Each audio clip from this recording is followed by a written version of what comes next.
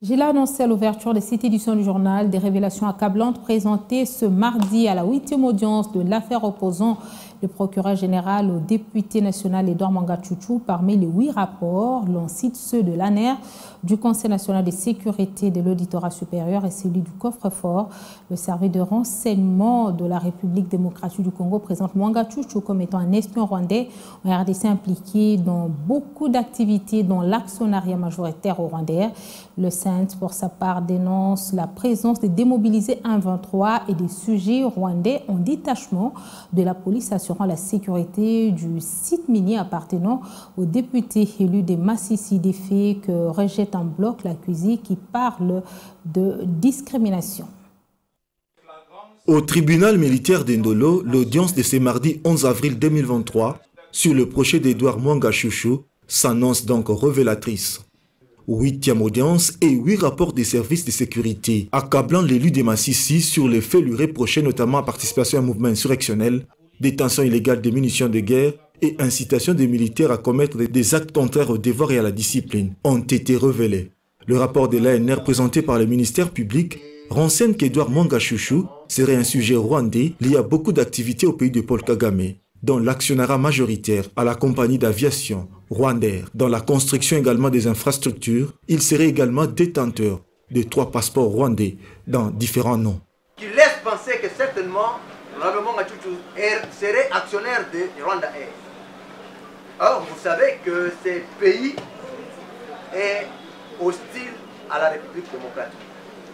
Plusieurs documents prouvent ses intentions suspectes et intérêt d'obtenir la richesse du Congo pour servir son pays de Rwanda. Nous retenons que le détachement de la police commis à la garde et la sécurisation du site SMB à Rubaya serait formé, d'après ces rapports, de militaires qui sont en réalité des démobilisés de l'armée rwandaise, avec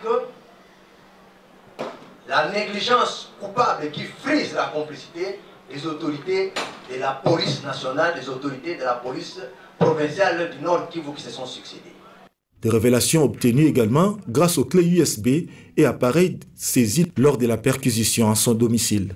Mwanga Chouchou crie à la discrimination le fait de l'identifier comme un sujet rwandais. Il se dit patriote congolais avec des racines en République démocratique du Congo pour lesquelles il est prêt à sacrifier sa vie. Je le répète, c'est une discrimination que je ne dis pas à la haute cour, mais que les services de l'État voudraient me faire. Moi, je suis un homme intègre congolais qui défendra ce pays jusqu'à ma mort.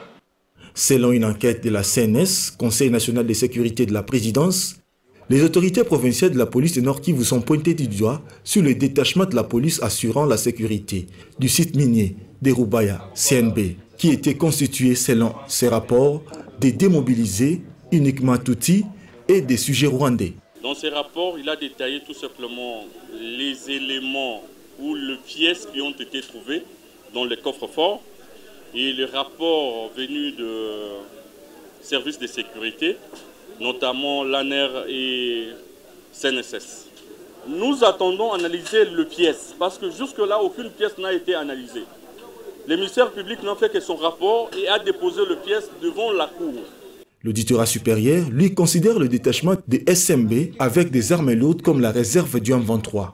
Une autre révélation, c'est celle de son coffre-fort qui contenait ses objets personnels, mais ce qui a retenu l'attention de l'organe de la loi, c'est les 11 passeports retrouvés, dont 3 diplomatiques appartenant au député Mwanga Chouchou et 4 passeports appartenant à son épouse.